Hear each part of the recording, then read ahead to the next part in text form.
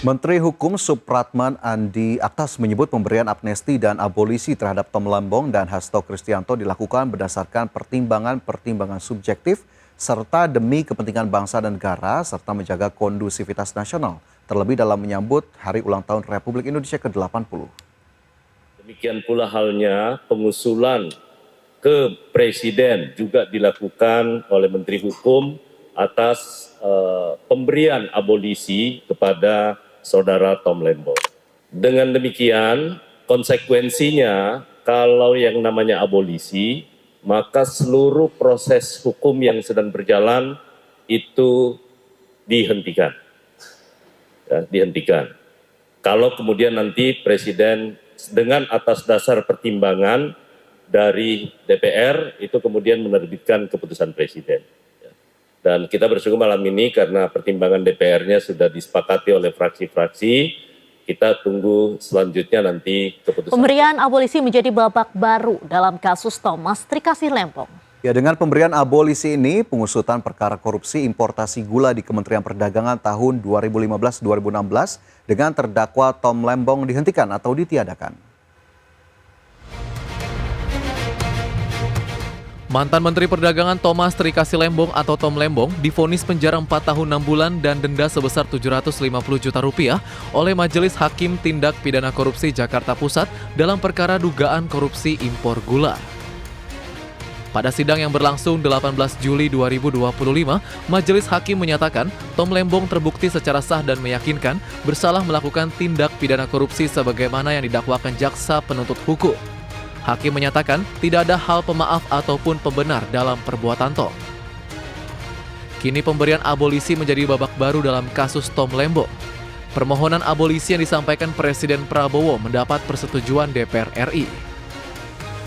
Dengan diberikannya abolisi ini, maka pengusutan perkara korupsi importasi gula di Kementerian Perdagangan tahun 2015-2016 dengan terdakwa Tom Lembong dihentikan atau ditiadakan.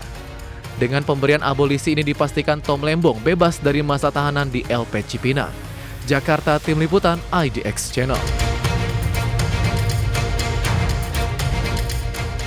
Menteri Perdagangan era Presiden Joko Widodo Thomas Trikasih Lembong alias Tom Lembong mendapatkan abolisi setelah surat permohonan yang diajukan Presiden Prabowo Subianto disetujui oleh Dewan Perwakilan Rakyat RI.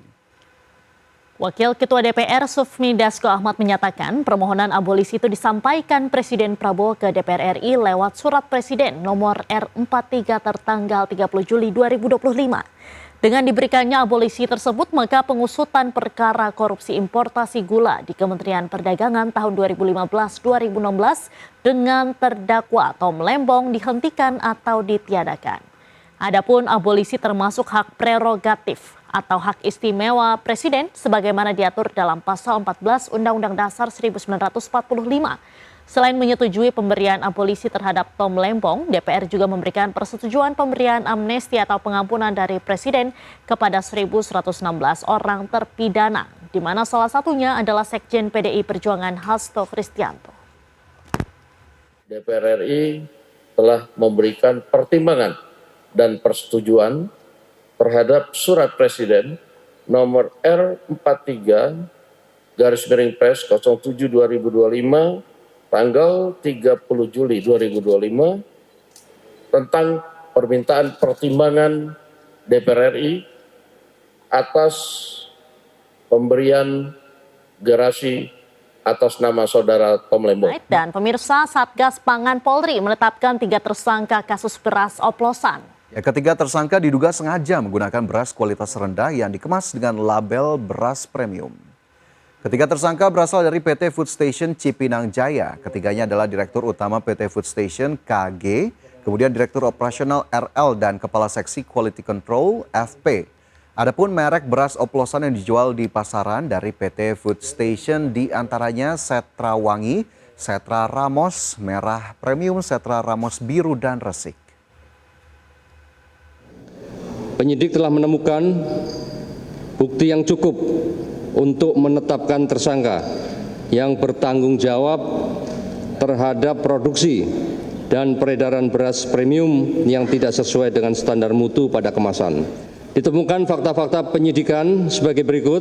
Yang pertama yaitu sampel beras premium merek Sentra Ramos Merah, Sentra Ramos Biru, dan beras Sentra Pulen yang didapatkan dari beberapa lokasi di pasar tradisional dan retail modern telah dilakukan uji laboratorium dengan hasil komposisi beras tidak sesuai dengan standar mutu SNI.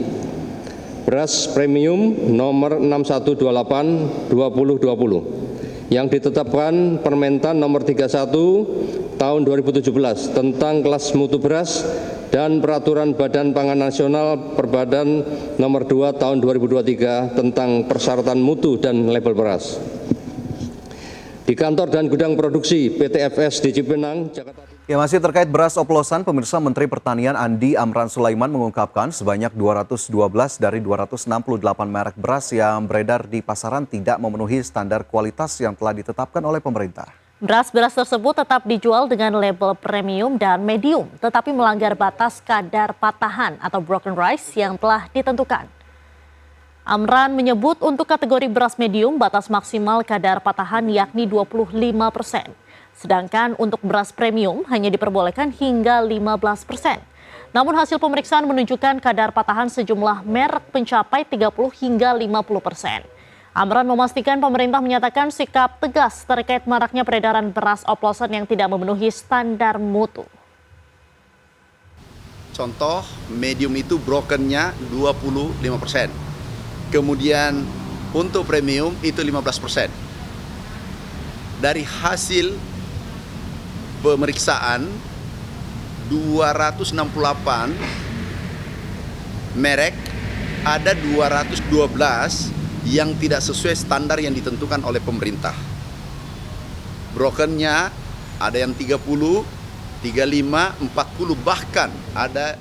Gimana nih Fajar? Tadi pemerintah sudah bilang ada 212 merek beras yang ternyata ini tidak sesuai standarnya pemerintah nih. Ya, jadi kalau kita lihat dari brokennya sendiri atau broken rice, kadar dari masing-masing beras premium dan juga medium, ini tentu sangat disayangkan begitu ya Diandra ya, karena memang akhirnya masyarakat, konsumen dalam tanda kutip ya agak tertipu nih dengan hal-hal ini. Dan apakah kemudian produsen-produsennya sudah mulai mengklarifikasi ataupun mempertanggungjawabkan dari aksi yang dilakukan, karena memang tersangkanya sudah cukup banyak. Tapi kalau Diandra sendiri melihat hal ini seperti apa? Apakah kemudian termasuk konsumen yang tertipu juga? Saya sih sepertinya iya juga.